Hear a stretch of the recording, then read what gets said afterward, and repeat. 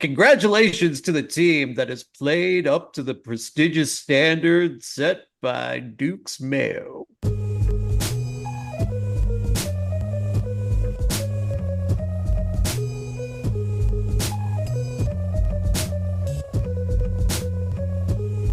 Hello, fellow netizens, and welcome to Scandalous Games, the show where we take a closer look at video game-related controversies. I'm Kevin Impellizeri, and I do the research and share a story of a video game-related controversy to my friends.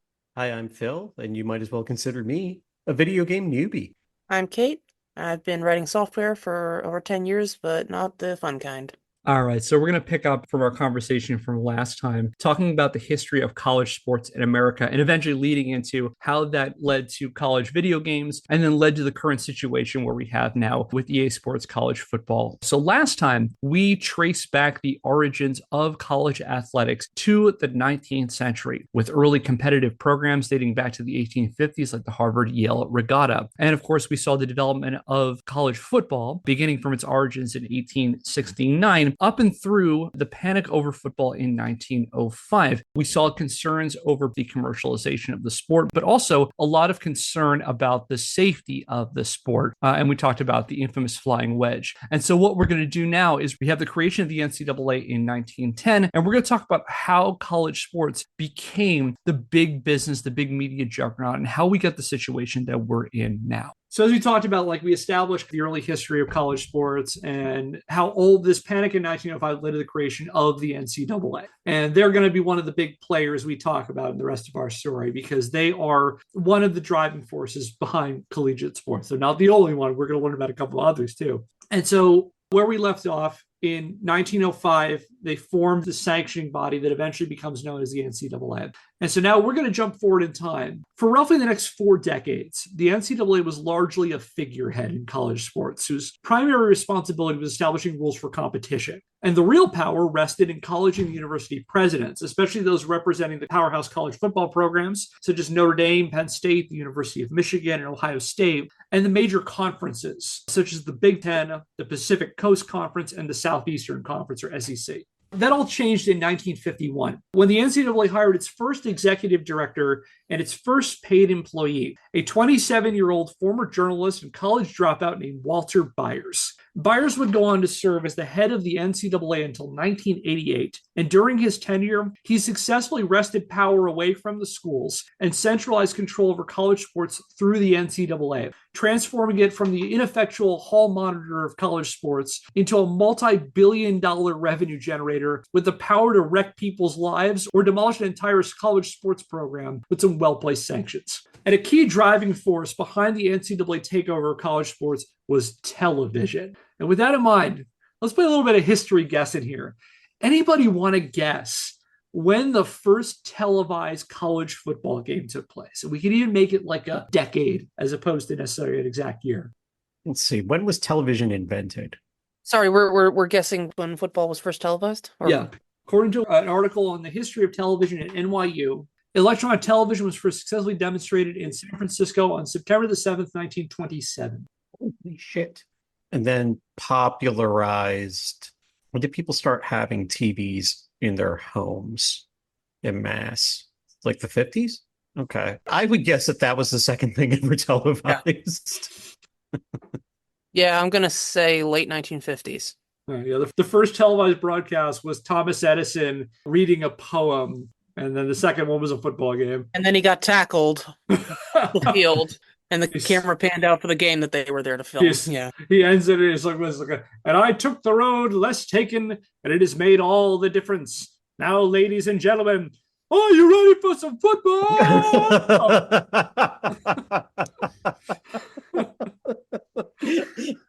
I'm Thomas Alva Edison. Dun, dun, dun, dun, dun, dun, dun, dun, dun. This may surprise you, but the first college football game to be broadcast on television aired in New York on September the 30th, 1939. Wow. when a camera crew from NBC's W2XBS filmed Fordham University crushing Waynesburg College 34-7. The exact number of people who tuned in to watch the game is a bit debatable, given the limited number of people who owned TV sets in 1939 and the station's weak broadcast signal. So, according to Waynesburg Communications professor Bill Moulton, W2XBS's signal only reached about 50 miles, meaning that even if they owned a TV, it was impossible for Waynesburg fans back in Pittsburgh to watch the game. During legal briefs in the 1980s for a case we'll cover in a few minutes, the NCAA claimed only 6 people watched the game on TV, that is. However, writer Eric Vandervoort estimated in October of the first 2020 article for NCAA.com that the real viewership may have been between 500 and 5,000 people. We may never truly know the exact number, but it's been a bit of a subject of historical debate. In any case, television ownership in the United States increased substantially following World War II, thus increasing the possibility of greater TV exposure for college sports. However, many college presidents initially viewed the new medium with suspicion, fearing that if people had the option to watch games for free at home, why would they bother buying a ticket for a game in person? In fact, in 1951, delegates at the NCAA's annual meeting overwhelmingly voted to ban the live broadcast of college sports. However, this didn't sit well with some college presidents interested in TV as a possible new revenue stream. Following the ruling, the University of Pennsylvania, which a year before had set up a $500,000 deal with ABC to broadcast Quaker football home games, declared they would not abide by the NCAA's TV ban.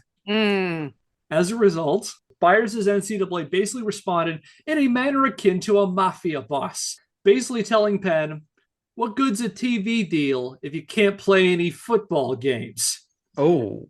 And declared Penn a member in poor standing with the NCAA. So what that means is it basically means that if a college is in poor standing, they cannot compete in the NCAA. So this effectively banned the NCAA's member schools, basically every athletic program in the country from playing Penn, thus effectively nuking Penn's entire football season. Oh, dear. Yeah. Well, needless to say, University of Pennsylvania president Harold Stassen, staring down the barrel of earning zero revenue from the football program, had a sudden change of heart, and Penn backed out of their TV deal. Wow. And this was in the 30s? That was in 1951.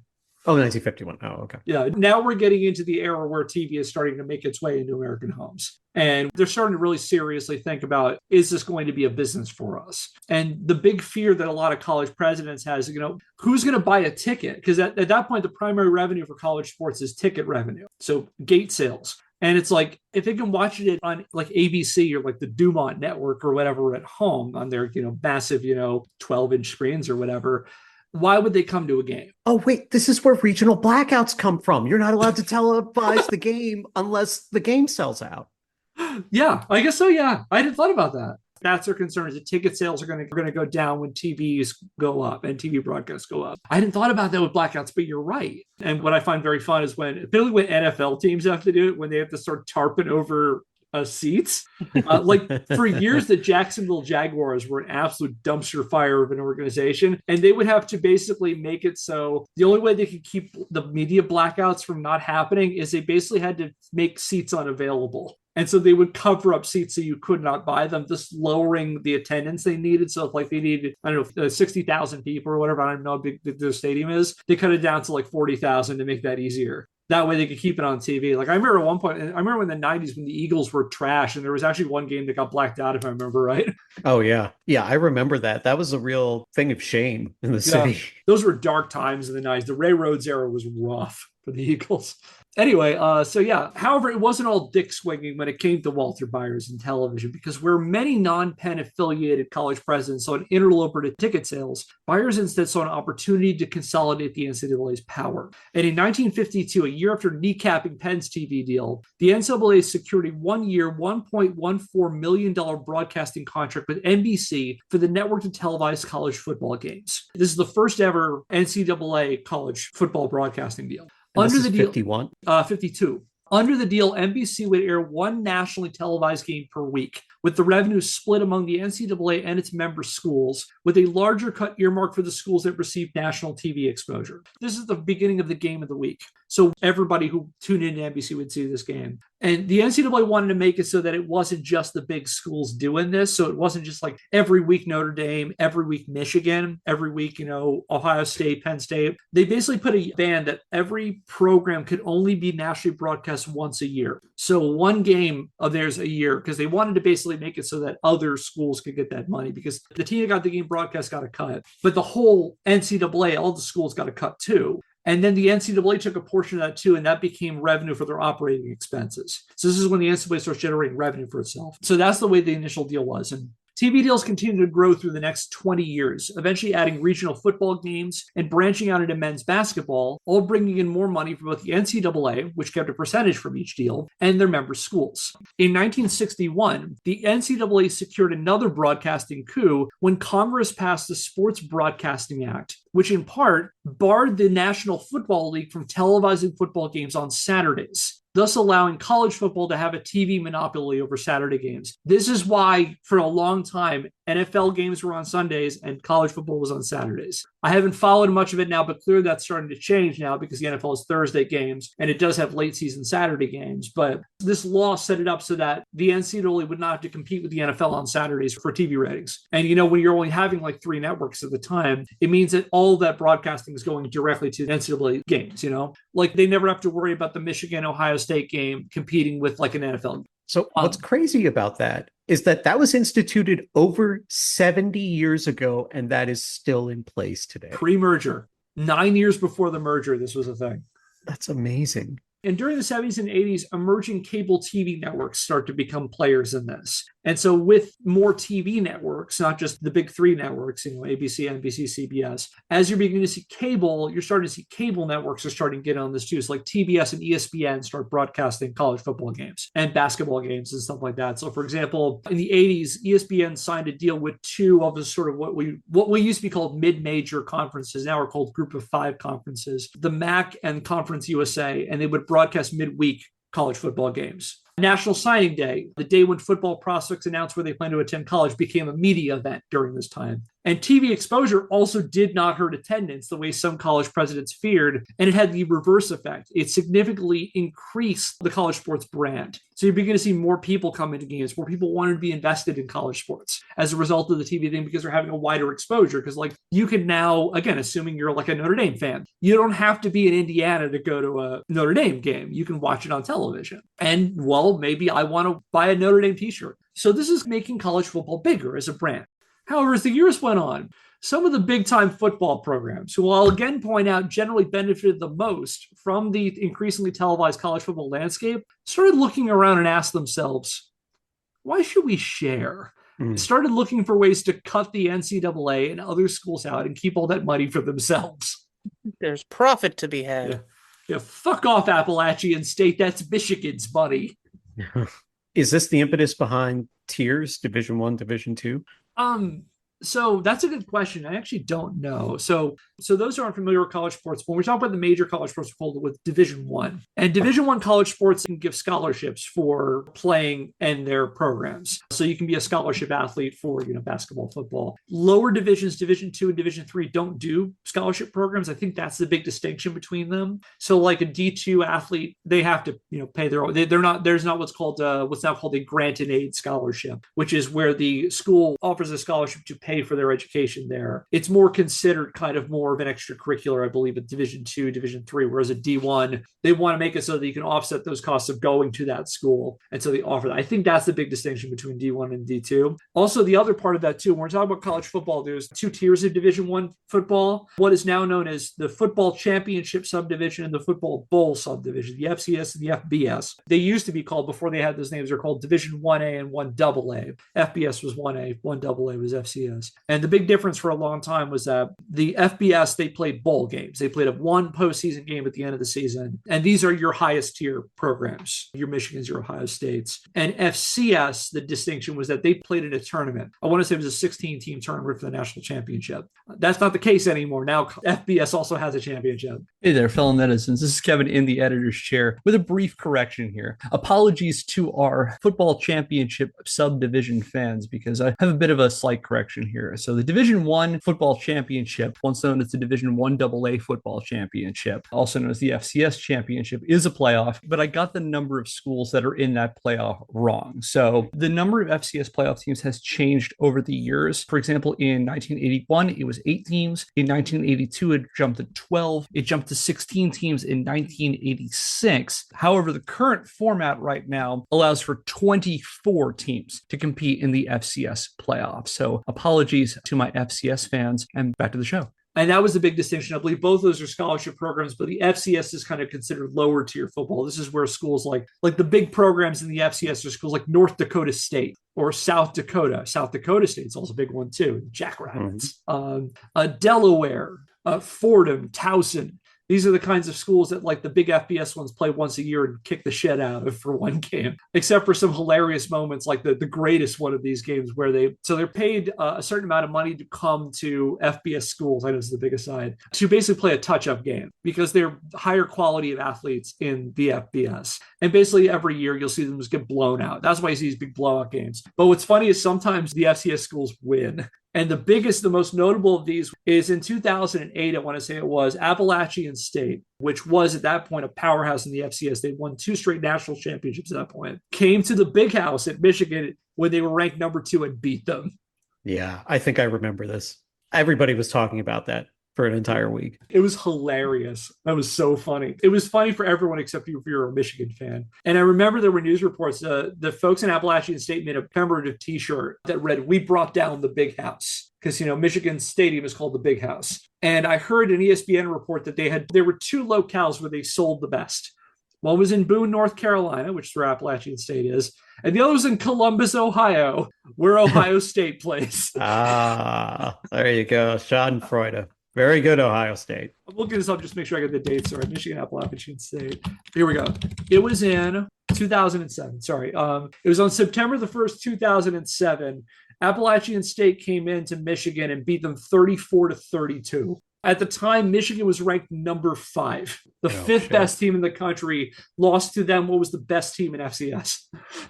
So a couple of things there. One, that may have worked against Appalachian State because they get a boatload of money for getting the shit kicked out of them. And that's kind of the concession. You be a chump and we'll give you a bunch of money. And colleges that need a bunch of money clearly want to sign up for this.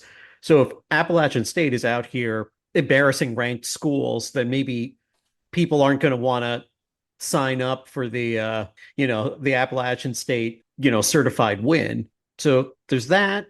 And then for the Division I, Division II thing, maybe secretly the impetus for creating those, even though there are other distinctions around scholarships, is that the Division I schools bring in enough revenue that they're allowed to do the revenue share with all of the other Division I schools. So it's about the amount of money you bring in if you're at that, because if you don't bring in enough money, then you're siphoning off money from the rest of the other programs. That's kind of the rationale that they gave. So now the funny thing about that, though, is they're paid to appear. FCS schools are paid to appear at these things. They get paid regardless if they win or not. I think the funniest thing about that is paying $100,000 or whatever to Appalachian State with the understanding that you're going to go and kick the shit out of them and then they beat you. Yeah. You paid them to beat you. Yeah, that's pretty really embarrassing. Funny. Again, it's a Homer Simpson joke. It's funny because I don't know him. It's funny because I'm not a Michigan fan. Sorry to our Michigan fans. I root for a Big Ten school, so I'm not that sorry. All right, so that was a random aside. So, like I said, the system was benefiting the big schools like Michigan the most, but they eventually start seeing what you're observing here, Phil, which is that part of that money is going to other schools. And you can see them as part of the money is going to other schools that aren't contributing to this. So if you're a big program getting that game of the week, like if you're like Fordham or something, you're getting part of that money. And if you're a school like Ohio State, you can say they're getting money for nothing.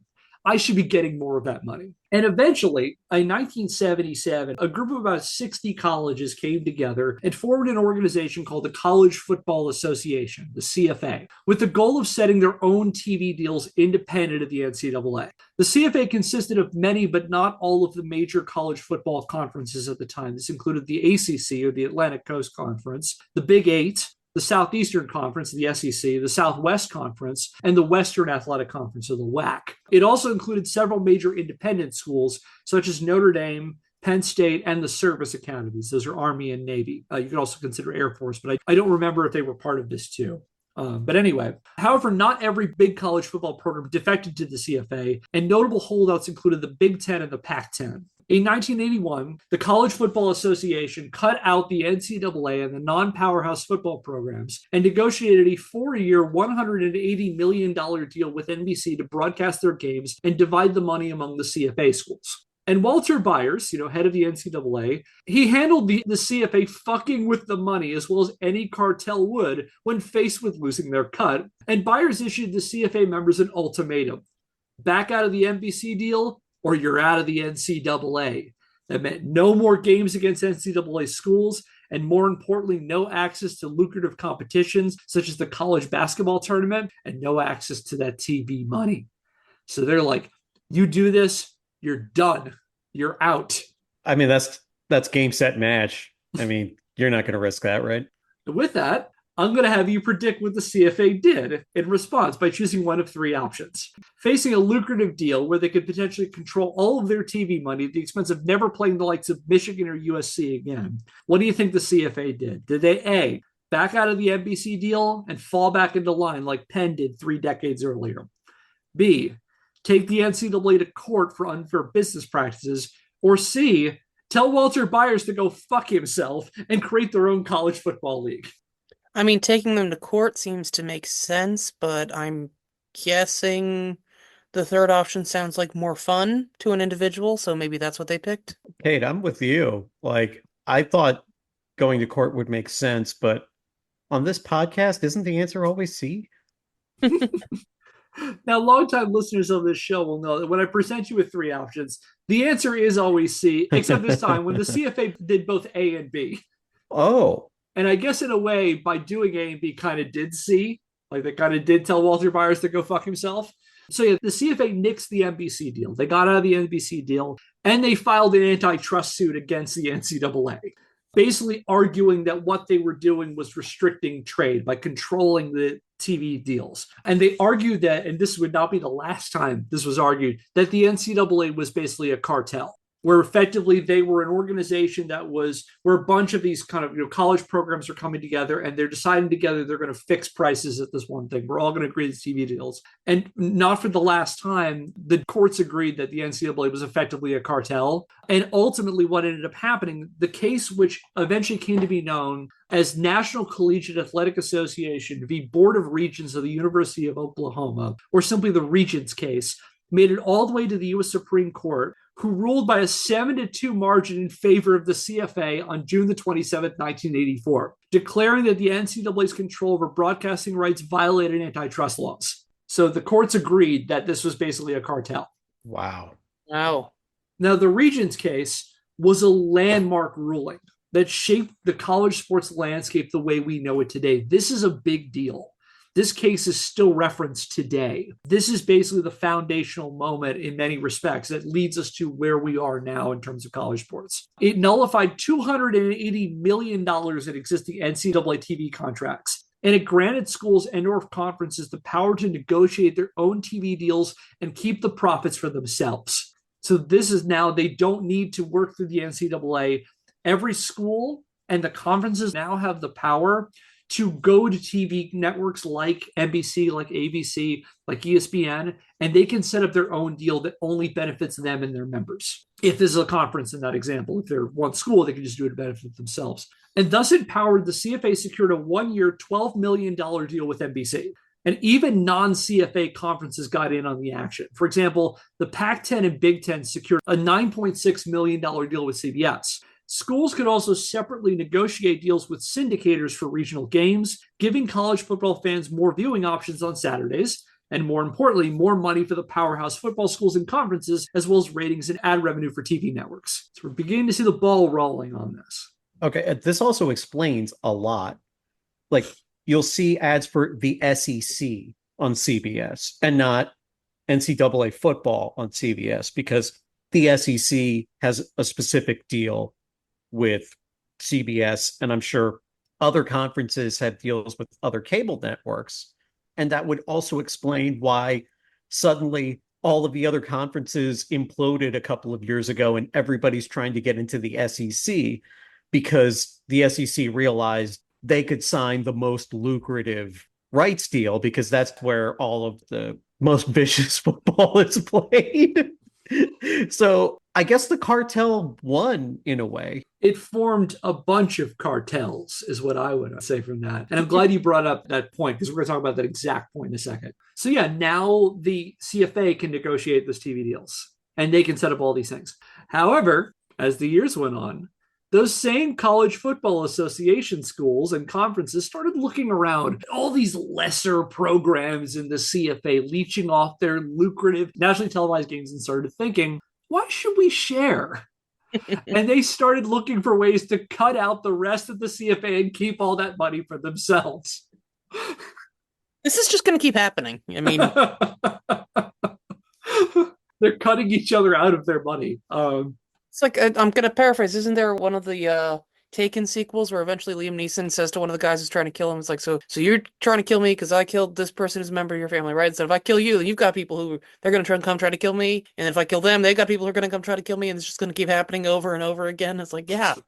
Never stops. So the CFA schools start looking to get out of the CFA and just do their own deals, and they can make that pot of money bigger for them. And the first CFA defection came from one of their highest profile members, Notre Dame. Notre Dame was a huge deal in the CFA. Like, the shift in power to the CFA is in no small part because Notre Dame was in with the CFA. Notre Dame is a big program. They're one of the biggest money programs. They're one of the programs with the biggest national popularity. The fact that they went with the CFA was a big deal. And so they benefited a lot from this deal. And they were also the first ones to cut and run and set up their own deal and cut everybody else out. Damn. On February the 5th, 1990, the University of Notre Dame secured a massive $38 million deal with NBC to nationally broadcast Fighting Irish home games through 1995. So, like, if you were a college football fan in the 90s and you ever wondered why NBC would show every Notre Dame game, this is why.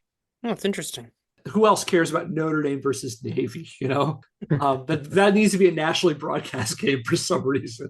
Other programs started following Notre Dame's lead. This started a crumbling of the CFA. In 1995, you mentioned the SEC and CBS, Phil. In 1995, CBS convinced the SEC to cut out the rest of the CFA to the tune of a 5-year, $85 million deal. And this, along with other similar conference broadcasts, effectively killed the very organization that made those deals possible in the first place. And the College Football Association ceased operations in 1997. So they were basically a victim of their own success. Now, with the Regions case and the demise of the CFA, you alluded to this part, Bill. By the 1990s, college football as a business rapidly devolved into a Hobbesian killer be killed Hunger Games style world where every school and every conference battled one another over who could get the most lucrative broadcast deals. This cutthroat environment had basically every conference looking to improve their chances of more TV money, even if it meant cannibalizing each other, creating a state of constant raiding and realignment that continues to this day. In essence, these days, the most powerful football conferences in the country are constantly sizing each other up and trying to pick out which one is the weakest one. And when they figure that out, they start pulling schools away from them. They start raiding that conference. And once one school jumps ship, it effectively triggers a feeding frenzy where the other power conferences scramble to snatch up any other notable programs that are left. And meanwhile, that victimized conference then faces two options.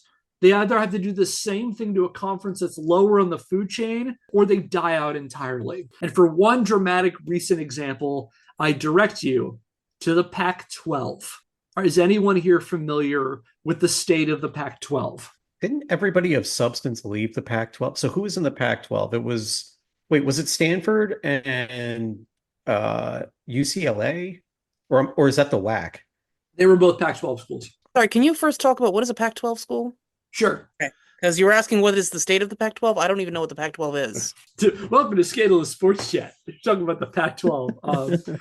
So I'll give you a little bit of background here. Originally founded in 1915, it's the Pacific Coast Conference. What came to be known as the Pac-12 was essentially composed of some of the best football programs on the West Coast. PAC is short for Pacific. So they were the PCC. I believe at one point they were the PAC-8. And the number refers to the number of schools that were in it. So they were the PAC-10 for a long time. And then I think in 2012, they brought in 2 more schools and they became the Pac-12. So coming out of the end of the 2021-22 season, the Pac-12 was a respectable member of what was known as the Power Five. And the Power Five was a name for the highest profile college football conferences in the country, alongside the ACC, the Big Ten, the Big 12, and the SEC. Among its 12 members were storied programs and perennial contenders such as Oregon, Stanford, UCLA, USC. UCLA is University of California, Los Angeles. USC is the University of Southern California. There was also Utah and Washington. And the conference had a longtime connection with arguably the most famous college football game, thanks in no small part to its cameo in the well-regarded Jerry Seinfeld classic B movie, The Rose Bowl. That's for the youngers. Okay. B-movie became a meme for a little while, so.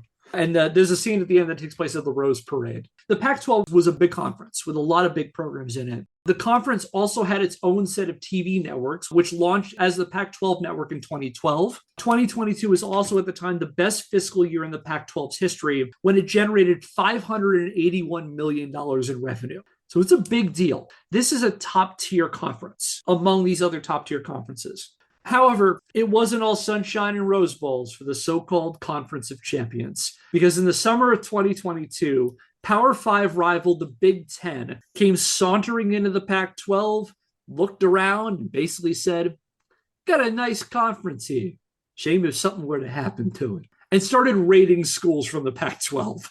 It began on June the 30th, 2022, when longtime members USC and UCLA announced they were jumping ship to the Big Ten. And with UCLA and USC bolting, the rest of the Power Five, seeing blood in the water, swarmed the wounded Pac-12 and started ripping it apart. The Big 12 helped itself to Arizona, Arizona State, Colorado, and Utah. 4 schools from the Pac-12. Colorado is an aside, which is coached right now by Deion Sanders, aka Coach Prime. Oh, there you go. Coach Prime. Coach Prime is hilarious. Coach Prime is very funny. He thought he was going to be a big deal, and then he won 4 games. He got like one big upset early on, and then he won 4 games. So, that's true, but I think he's doing everything he can to raise the profile of one of these programs that quote unquote can't compete. So in that way, I feel like he's doing the underdog's work, but the point you're making is that if he did raise a profile of the school and they became a lucrative success, they would just jump to a more lucrative conference. I'll step aside. We'll talk about Coach Prime in a second. But the reason I bring up Colorado, because Colorado's rated by the Big 12. What's funny about that, in 2012, when the Pac-10 became the Pac-12, one of the schools that they rated was Colorado, which they rated from the Big 12, proving that all is fair in love and war and conference realignment. Colorado went where the money was. And Colorado, Kate, for the benefit of you, is the University of Colorado. Their school is the Buffaloes or the Buffs. And their head coach right now is longtime NFL star named Deion Sanders, whose nickname was Prime Time. And he became a big deal at I want to say it was an FCS school called Jacksonville State. I think it was Jacksonville State. Oh, past Kevin, you were so close to getting this right. Deion Sanders did not coach at Jacksonville State before he became the head coach at Colorado. He coached at Jackson State, which is a school based in Jackson, Mississippi. They are a Division I school playing in the Southwestern Athletic Conference. So apologies, and back to the show. He became a big deal at a lower tier school, and people got excited because he kind of broke out the school. And then Colorado hired him. And the media loves him because he's Deion Sanders. He was a big deal. And people start calling him Coach Prime. And now he's at Colorado, and he's very entertaining. He wears a cowboy hat all the time. It's fun to watch Deion Sanders in press conferences. Cool. But anyway, so Colorado gets rated. And meanwhile, the ACC, they were getting in on the action too. They grabbed Stanford and Cal, University of California, Berkeley. And in August 2023, the Big Ten came calling again and took Washington and Oregon too. So if your math is correct, that leaves 2 schools left in the Pac-12. Yeah, I was actually trying to figure this out. Like, who's left? Hawaii? Oregon State and Washington State. The Beavers and the Wildcats are the only schools that no one in the other rest of the Power Five felt were worth stealing. Oh my God. So the Pac, like, yeah. No. Go. You were about to roll through it. The Pac-12 has 2 schools in it. That's why it's now called the Power 4 instead of the Power 5. They're a shell of what they were 2 years ago. This happened in 2 years. They just got completely decimated. And now that they have no marketable media things, sorry, Washington State and Oregon State fans, they shut down the Pac-12 networks on June the 30th, 2024. This has been reduced to rubble, the Pac-12. Wow. And so it remains now to be seen if the Pac-2, as everyone is calling them now, can be salvaged, likely by gathering whatever talent they can snatch from the lower tier conferences in what is known as the Group of Five. And the Group of Five are kind of the 5 lower tier programs in Division I. Those are the American Athletic Conference, Conference USA, the MAC, the Mountain West, and the Sun Belt. Or if the Pac-2 is going to go the way of the Big East and the Southwest Conference as another former powerhouse football conference raided into extinction. Pour one out for the Big East. I used to watch a lot of Big East football. The Big East not only got raided once, it got raided twice before it reorganizes the American. Okay, so who's in the Big East? Was Penn State in the Big East? No. Penn State was independent for a long time, went to the Big Ten in the 80s. In the 90s, the Big East was a big deal. It had Syracuse when Syracuse was good, like Donovan McNabb, Marvin Harrison in Syracuse. It had Virginia Tech when they had Michael Vick. Yeah. It had Miami. Miami won a bunch of national championships as a Big East school. It had Pitt. It had West Virginia. And then in the late 90s, early 2000s, the ACC raided the Big East. They took Boston College, Virginia Tech, and Miami. They raided a bunch of the big talent. And so the Big East was stuck with trying to figure out how they were going to last. And they raided other conferences. They raided, I think, Conference USA. And they got like Louisville, Cincinnati, USF, University of South Florida went up and became a FCS school. They became part of the Big East. And the Big East kind of had a resurgence in the 2000s with like West Virginia became a powerhouse. Louisville became a perennial contender. There was a magical part of a season where Rutgers was relevant. And then a couple years after that, it got raided again. And like West Virginia went to the Big 12, Louisville, Syracuse, and Pitt went to the ACC. Rutgers went to the Big 10, and they reorganized again, and now the American Conference. So the Big East had this happen twice. And the Southwest Conference was raided by the SEC, and what was in the Big 8, that became the Big 12. So this has happened a couple of times. And now everybody's kind of taking all bets of what the next conference is going to happen. My bet personally, my early take, the ACC is going to be next, I think. Because the rumors are now that Florida State is going to leave and go to the SEC. And if Florida State jumps, then other conferences will leave the ACC. I know this is getting way, way far afield.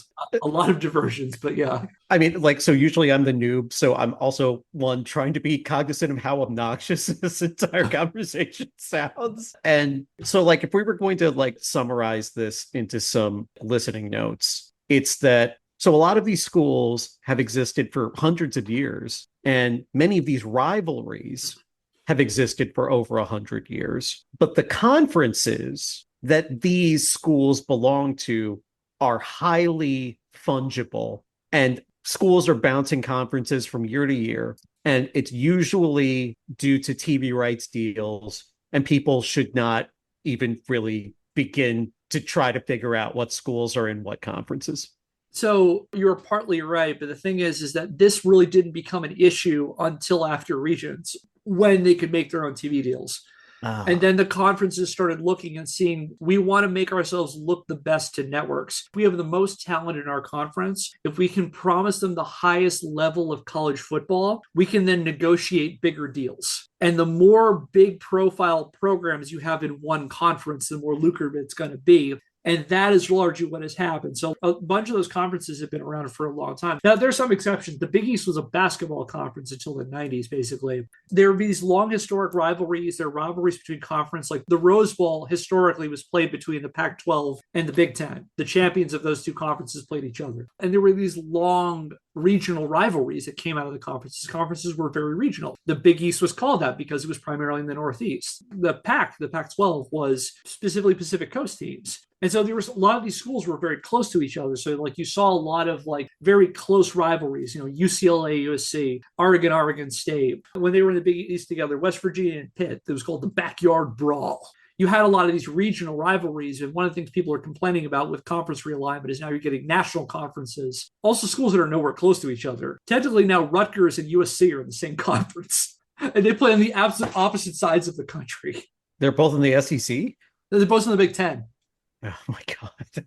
This is Yeah. so ridiculous. I know, it's crazy. Yeah, so that's the state of things are right now. And so as conferences expanded, so did the number of games and thus more opportunities for sports programs to get more money out of their broadcast deals. When the conferences get big enough, the teams get split into divisions. And when the conferences get big enough, you need a conference championship game, thus adding another lucrative game to your schedule. And each game you add to the schedule creates more advertising opportunities and chances of things like corporate naming deals, sponsorship. For example, the Big Ten College Football Championship game presented by Discover, which is played at Indianapolis' Lucas Oil Stadium. And speaking of more games, college football also expanded its postseason in this post-regions world. So for those unfamiliar with college football, in addition to conference title games, at the end of the season, select schools get the chance to play in a postseason game called a bowl game. So I mentioned the Rose Bowl a while back. The Rose Bowl was the first bowl game. It's basically a postseason game that's played at the end of the season. And in those days, the season ended at like the end of November.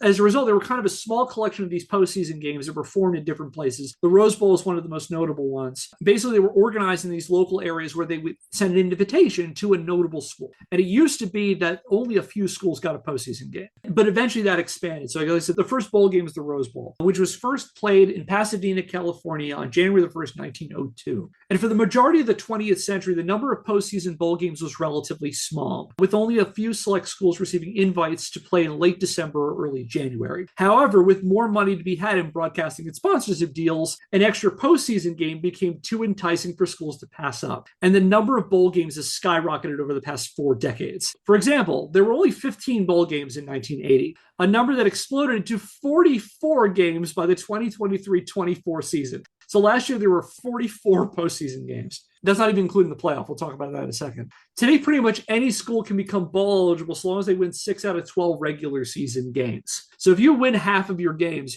there's a good chance you're going to get an extra game on your schedule, which means more money for you and more money for your conference if you play in a conference. And what's kind of neat, though, is that sometimes a 5-win team can go to a bowl.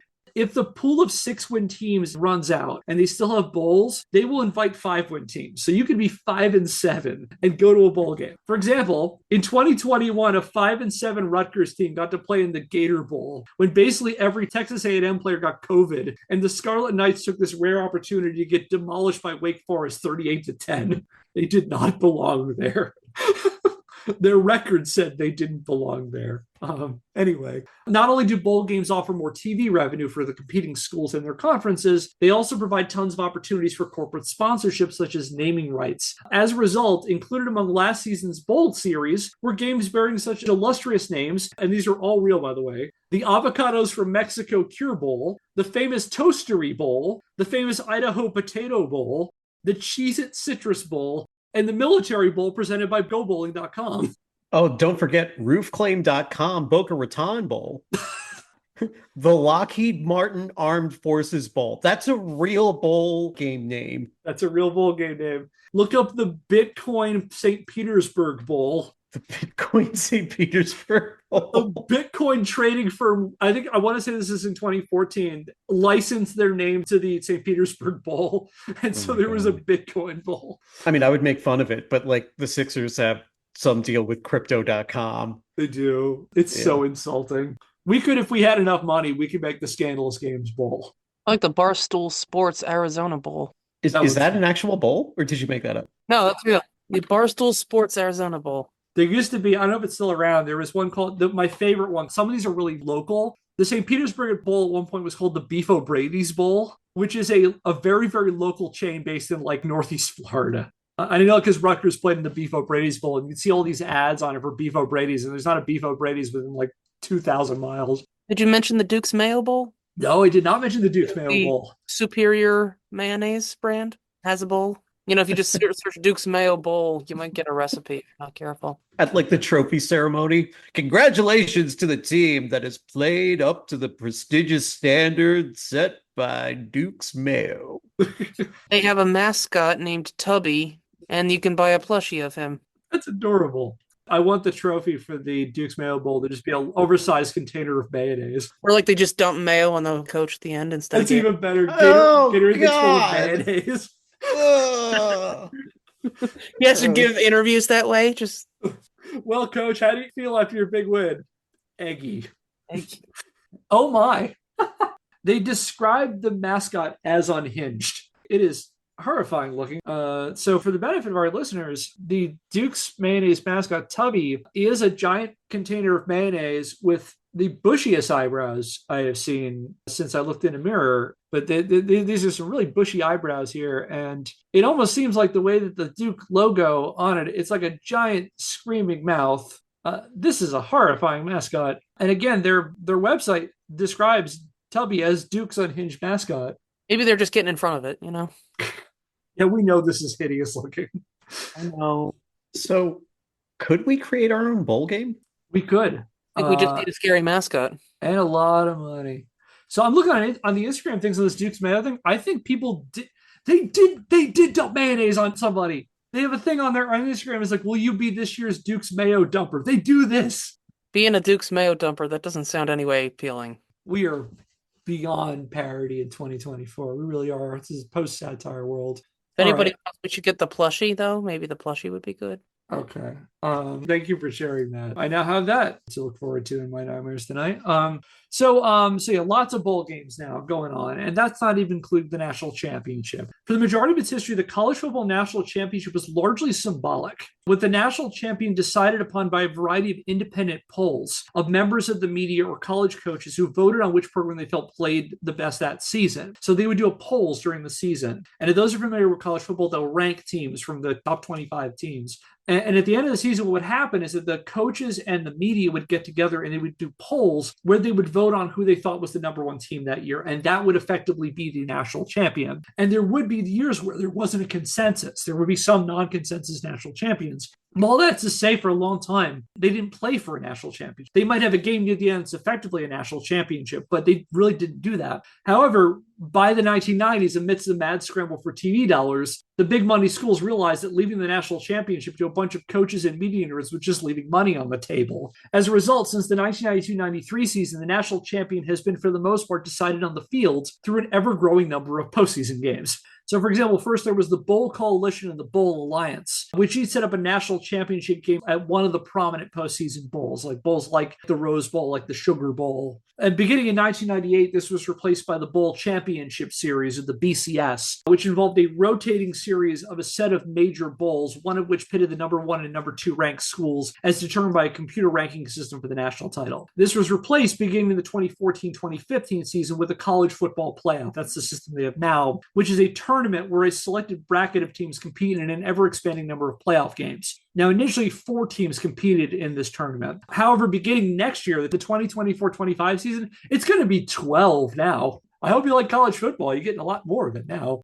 So we covered a lot about football because football is one of the big reasons for the current state of college sports. However, don't you go feeling bad for the National Collegiate Athletic Association, who, following the Regents case, were on the outside looking in as the major college football programs ate each other alive over TV deals. Because with the loss of football, the NCAA started leaning heavily on the other major money-making sport, men's basketball. They still controlled the TV rights and the revenue sharing from basketball. And around the same time as Regents made its way through the courts, the NCAA began hyping up the annual men's college basketball tournament, an annual tournament held every March, which they started marketing as March Madness. That comes around the 80s, that name. I mean, the name itself, as an aside, goes back to a number of other earlier basketball tournaments. It originally was credited with a high school basketball tournament in Indiana, but beginning in the 80s, you begin to see it as an official brand of the NCAA. The college basketball tournament is March Madness, thus giving dudes in your office something to talk about for a whole month every year. And as with college football, the number of basketball games also increased as the tournament expanded. So like in 1975, the men's college basketball tournament had 32 teams. By 1985, it expanded to 64. And today it's 68. And that's not even including the conference tournaments where teams compete for a spot in the tournament. There's also the less prestigious NIT, or the National Invitational Tournament, which is a 32-team postseason tournament that consists of schools that didn't get into the big dance, that didn't get into March Madness. And interestingly, Walter Byers at one point was reluctant to bring corporate money into the big dance. And when asked about allowing sponsorship money into the NCAA tournament in 1981, Byers reportedly told Jim Host, a former Kentucky basketball player and sports marketing executive, that he would allow branding in the NCAA tournament, quote, over my fucking dead body, end quote. However, by the time the 1982 tournament rolled around, Byers had clearly warmed up to the idea of bringing corporate branding into college sports and started setting up sponsorship deals with a laundry list of corporate sponsors. For example, one early brand deal was a massively successful promotional campaign run by Pizza Hut for the 1987 men's basketball tournament, wherein the chain offered March Madness branded mini basketballs. This was a big deal. People love these little basketballs, and they ran it for a couple of years after that.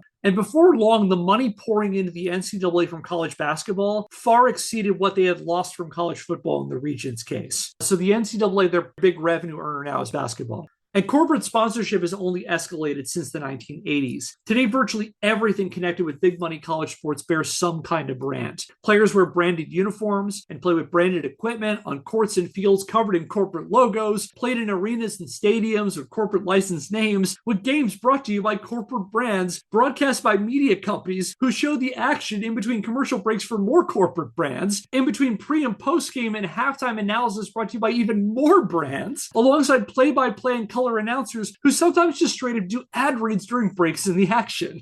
It's all branded. All of it is branded. As a sample of the magnitude of advertising in college sports, in preparation for this episode, I watched a rebroadcast of the 2023 Pac-12 championship, the football game, the Pac-12 championship game, presented by 76 on ABC, presented by Dr. Pepper, which was part of Dr. Pepper Championship Week. And it was played in Allegiant Stadium outside Las Vegas between the University of Washington, presented by Old Spice, and the University of Oregon, presented by Best Buy.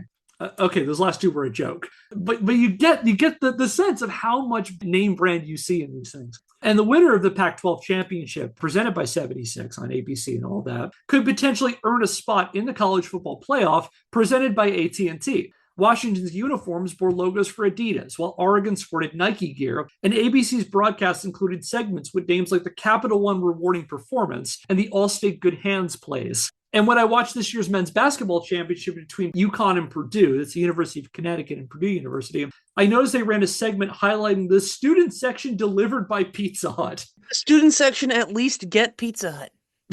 If they pay for it. Buy this pizza. You see, you sit in the pizza section, you got to buy pizza in the pizza section. So yeah, going one step further, traditionally, a player from the championship winning team in the basketball tournament cuts down the net after the game. So there's this whole thing where they have this ceremony where someone goes up and they cut the net off one of the rims. And for 16 years, they have used a custom Werner branded ladder, a ladder which Werner Co. boasted in an April 5th, 2024 press release will appear at UConn's campus through the following season. So if you go up to stores, you can go see the ladder. But I think in a fun bit of trolling, after this year's game, when UConn won, UConn center and 7'2" person Donovan Clingan stepped around the ladder positioned next to the rim, the Warner branded ladder that was set up. He just walked around it and cut himself without the ladder because that's what you can do when you are a literal giant person. I don't know. That sounds like a lawsuit to me. Clingan sued by Warner Co. Mm-hmm. You get on that ladder. I don't care. You get on that ladder. Yeah, you at least have to be touching it or leaning on it while you cut part of the roof. Now smile on the ladder safely. Someone's safely holding the bottom of that ladder. They're smiling too at the ladder. Everybody's having fun with ladders, is what I'm saying. Hi, I'm the center for UConn, and even though I don't need to get on this ladder, everybody needs a little bit of support every now and then, and that's why I endorsed Warner Ladders. Presented by Werner Co. Ride the ladder. And speaking of ladders, I like that segue. Some of these brand partnerships are downright silly. One of my favorites for its sheer absurdity comes from years of listening to Rutgers football games on the radio and hearing the announcers make regular ad reads for Liberty Helicopters, which is a greater New York area private helicopter firm. And I would hear for years these ad reads where they would it was something like, why drive to work when you can take a helicopter? They presented this company as charter a helicopter to go to work. And I would hear there's Rutgers Athletics brought to you by a helicopter company. And so I did a little bit of research into Liberty Helicopters. And this is kind of funny in a sad way. Incidentally, the company, Liberty Helicopters, which is based in the greater New York area, they're a private helicopter firm. They charter helicopters. And incidentally, the company was subject to a federal investigation in 2018 after one of their sightseeing copters crashed into the East River on March the 11th, killing 5 passengers. The National Transportation Safety Board published their findings on the crash a year later, describing Liberty's helicopter, which it chartered for another New York company called Flying Ion, as, in the words of NTSB chair Jennifer Homendy, a quote, death trap, end quote, and a harrowing article put out by Wired, which I'll include in the notes, that was published on December 20th, 2019, named some of the horrifying corners cut in the interest of saving money, including, among other things, buying safety harnesses from Home Depot. So yeah, this death trap is a proud sponsor of Rutgers Athletics. So there are schools who are desperate for money from every single angle. They're trying to get media rights deals from jumping from conference to conference, and they want to sponsor every single component of any type of bowl game or championship game or playoff game down to the ladder that's used to cut down the ropes. So they're doing all of this in a system where the athletes are not allowed to be compensated. And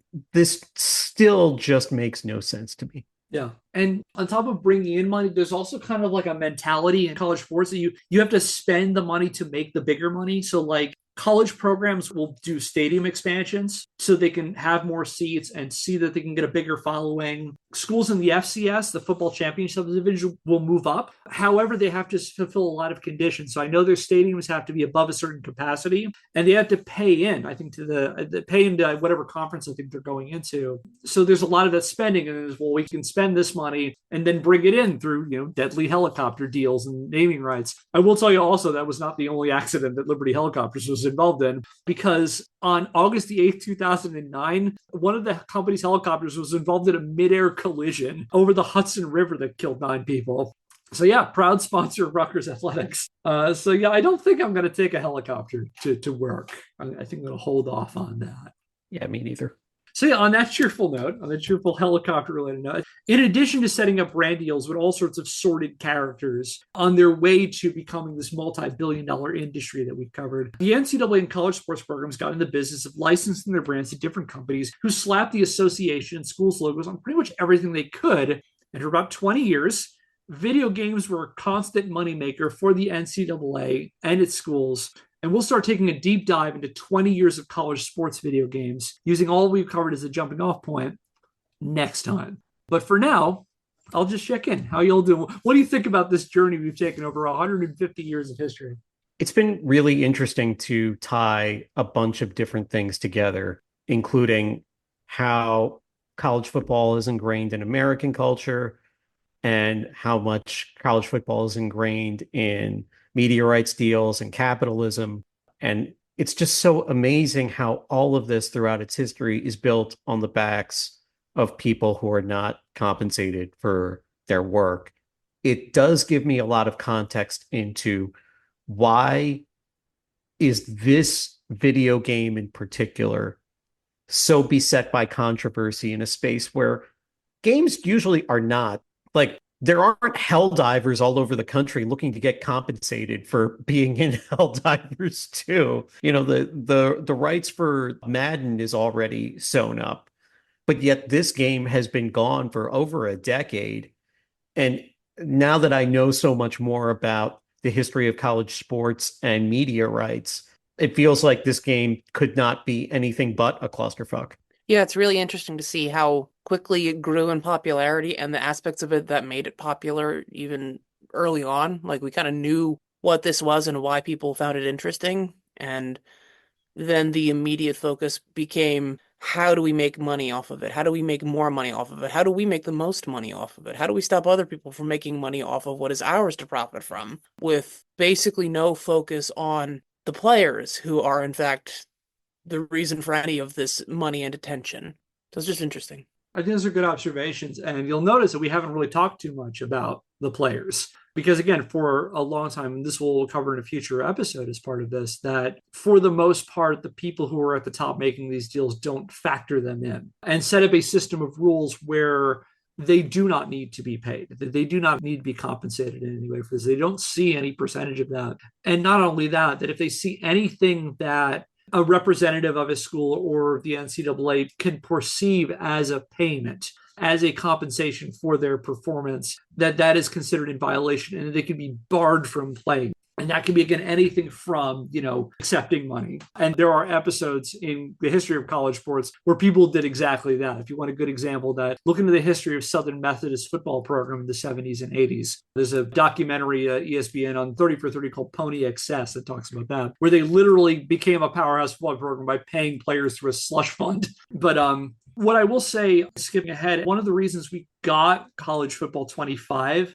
is that a lot changed over the last decade or so, since about 2014. Things were in motion well before that, but a lot of what got us this game in the first place is because eventually the NCAA and the people associated with this had to reckon with the compensation that they give for players. And now they do have to compensate them in different ways. We're going to talk a bit about what's known as NIL, or name, image, and likeness deals. And this is a lot of where it factors into video games, which is for the sake of talking about video games, is the representation of a digital version of a player in the game. So like if you play as a player for, whatever football teams, you're playing for Notre Dame and you want to play as their actual quarterback, you have that represented in the game. And for a long time, basically EA could get away with just having them as their number or whatever. And then the NCAA would not give them any money for it, but you could argue that they're in the game. The big difference now is that College Football 25 is licensed to the players too. There are over 11,000 players who license their name, image, and likeness rights,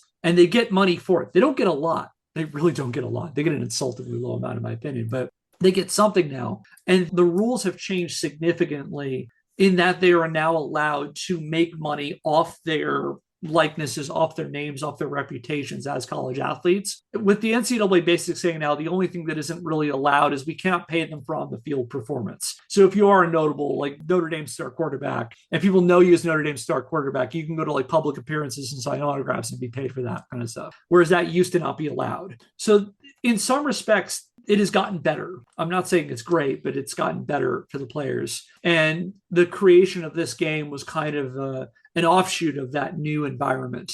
And again, what's really, really cool about that is the way we got to this point where they actually could get something was actually in some respects because of video games, as players started seeing that they were represented in the games, even if their names weren't there, and said, well, even if I'm not an athlete, say I'm a former athlete, you have a historic team in here, should I get something for that?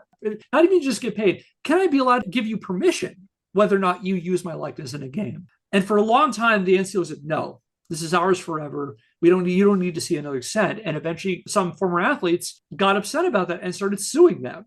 And they started winning.